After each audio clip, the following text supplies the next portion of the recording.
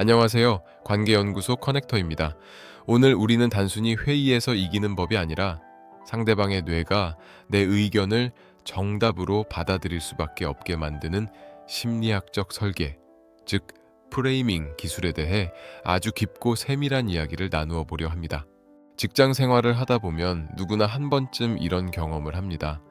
내가 낸 아이디어가 객관적으로 봐도 훨씬 효율적이고 합리적인데 정작 회의에서는 목소리 큰 사람의 의견이나 교묘하게 말을 돌리는 동료의 제안이 채택되는 순간 말입니다. 그때 우리는 깊은 자괴감에 빠집니다. 내 논리가 부족했나? 아니면 내가 만만한 사람인가? 싶어 밤잠을 설치기도 하죠. 하지만 미리 말씀드립니다.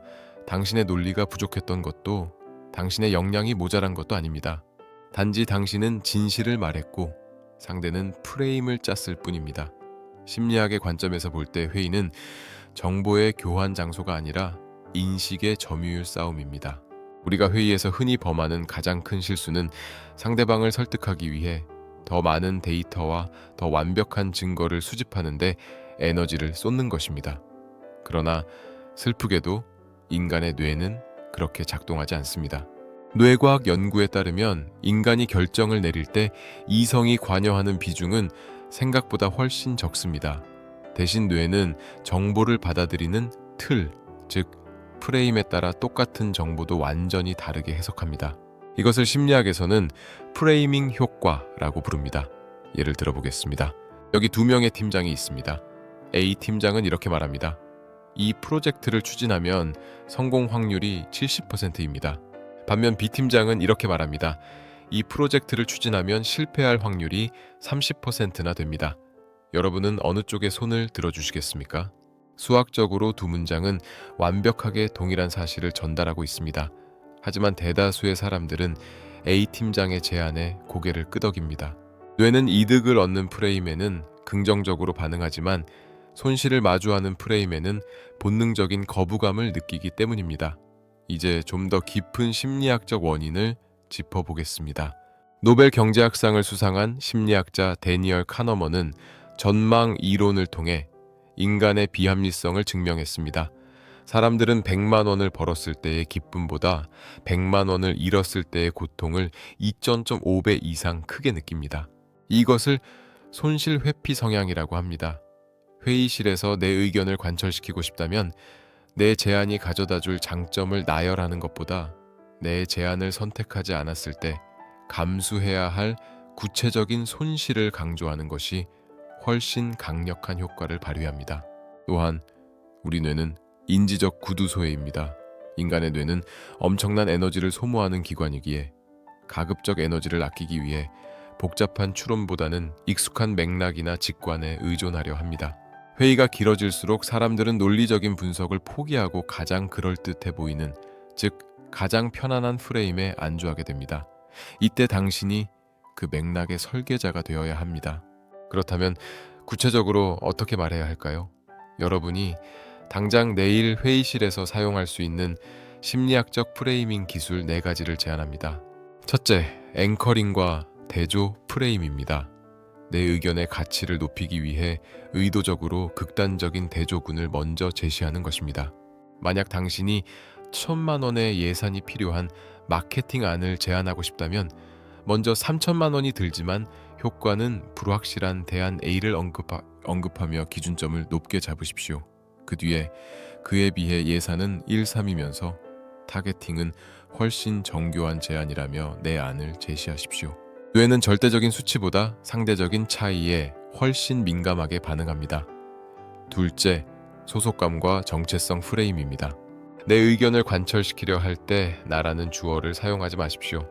내가 분석해보니 이렇습니다라는 말은 상대방에게 개인 대 개인의 대결 구도를 만들고 공격받을 여지를 줍니다. 대신 우리라는 주어를 사용하며 이 결정이 우리 팀의 자격, 우리 회사의 업계 위치와 어떻게 연결되는지를 강조하십시오. 상대방이 내 의견을 반대하는 행위가 곧 조직의 이익과 정체성을 부정하는 것처럼 느끼게 만드는 고도의 심리 기술입니다. 셋째, 현상 유지 편향을 깨는 리프레이밍입니다. 회의에서 가장 무서운 적은 반대 의견이 아니라 기존에 하던 대로 하자는 관성입니다. 사람들은 변화를 두려워합니다. 이때는 새로운 것을 시도하자고 말하는 대신 기존 방식을 고수하는 것이 얼마나 위험한 도박인지를 프레이밍해야 합니다. 변화하지 않는 것은 현상 유지가 아니라 퇴보이며 우리가 가진 시장 점유율을 경쟁사에게 헌납하는 행위입니다. 라고 정의 내리는 순간 당신의 제안은 도전이 아니라 생존 전략이 됩니다. 넷째, 선택적 프레임 기법입니다. 이것은 가부를 묻는 것이 아니라 이미 결정된 미래를 전제로 선택지를 주는 것입니다. 이 프로젝트를 할까요, 말까요? 라고 묻는 순간 당신은 주도권을 잃습니다. 대신 이 프로젝트를 당장 다음 주에 착수해서 선점 효과를 노릴까요?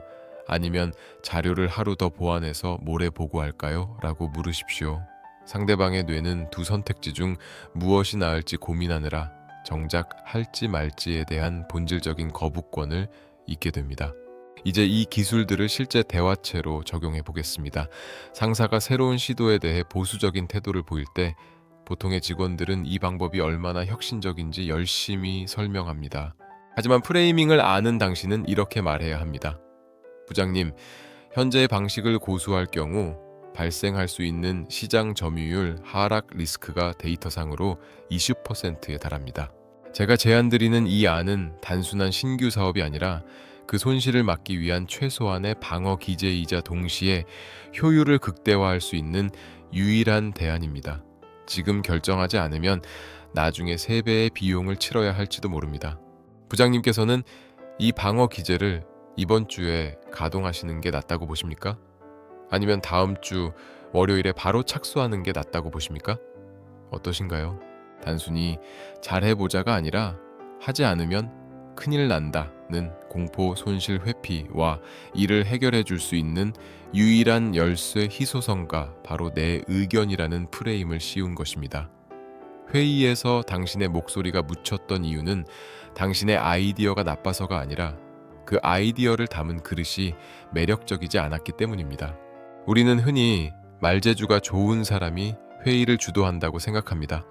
하지만 진정한 고수는 말을 많이 하는 사람이 아니라 말의 맥락을 장악하는 사람입니다. 침묵조차도 하나의 프레임으로 사용할 줄 아는 사람이죠. 회의실에서 누군가 당신의 의견을 공격한다면 즉각적으로 방어하지 마십시오. 대신 질문으로 프레임을 전환하십시오. 그건 예산 문제가 있지 않나요? 라고 공격해온다면 예산의 절대적 액수가 고민이신가요? 아니면 투입 대비 산출의 불확실성이 고민이신가요? 라고 되물으십시오. 질문의 주도권을 쥐는 순간 상대는 당신이 설정한 프레임 안에서 답변해야 하는 처지가 됩니다. 오늘 제가 강조하고 싶은 핵심은 이것입니다. 관계와 소통에서 진실만큼 중요한 것은 진실을 전달하는 방식입니다. 프레이밍은 상대를 속이는 속임수가 아닙니다. 오히려 당신의 진심과 노력이 상대방의 뇌에 왜곡 없이 전달되도록 돕는 가장 지적인 배려이자 기술입니다. 자신의 의견이 거절당할 때마다 내가 무능한가 고민하며 위축되었던 당신에게 다시 한번 말씀드립니다. 당신은 충분히 훌륭합니다. 다만 지금까지는 맨손으로 전쟁터에 나갔던 것뿐입니다. 이제 심리학이라는 강력한 무기를 장착하십시오. 당신이 입을 여는 순간 회의실의 공기는 당신을 중심으로 흐르기 시작할 것입니다. 당신의 가치는 타인의 평가가 아니라 당신이 스스로를 어떻게 프레이밍 하느냐에 따라 결정됩니다. 당신은 누구보다 당당하게 자신의 목소리를 낼 자격이 있는 사람입니다. 오늘의 이야기가 당신의 직장 생활에 작은 빛이 되었기를 바랍니다. 이 내용이 도움이 되셨다면 구독과 좋아요로 우리 관계연구소의 동반자가 되어주세요. 다음 시간에는 더 깊고 예리한 심리학적 통찰로 여러분의 관계를 치유하러 오겠습니다. 오늘 하루도 고생 많으셨습니다. 당신의 마음을 언제나 응원합니다. 감사합니다.